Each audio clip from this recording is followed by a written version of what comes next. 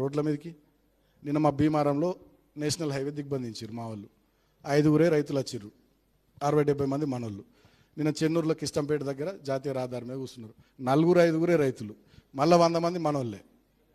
So వస్తలేరు. Militant activity చేయాలి. ముచ్చట్లు ఎప్పుడు కాదు, మీటింగ్లు పెట్టుడు కాదు, సోషల్ మీడియా ప్రెస్ మీట్లకి ఇవి కాదు, మిలిటెంట్ యాక్టివిటీ చేయాలి. పెట్టూరి మందమారి డివిజన్లో ప్రోగ్రామ్ పెట్టూరి పోయి మొత్తం జీఎం గారి ఆఫీస్ కాల పెడదాం, పోతే 1 నెల రోజులు జైలుకు. కాబట్టి మిలిటెంట్ యాక్టివిటీ కూడా మీరు సీరియస్గా ప్లాన్ చేయాలి. అవసరమైనంత రోజు ఇక్కడ సింగరేణి భవన్ అని కాలబెట్టుర్రి, మొత్తం అంగడి చేసి పారేరు. ఏముంది?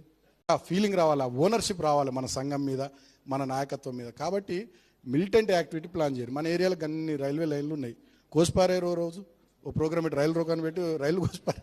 సీరియస్గా పైసలా? నువ్వు పని చేస్తే పైసలు అవే తండాలు తన్నుకుంటూ వస్తాయి. నువ్వు ఒకటి కాలబెట్టి ఎవడు ఇయ్యడం పైసలు? చూడు, గిది ఉండాలి.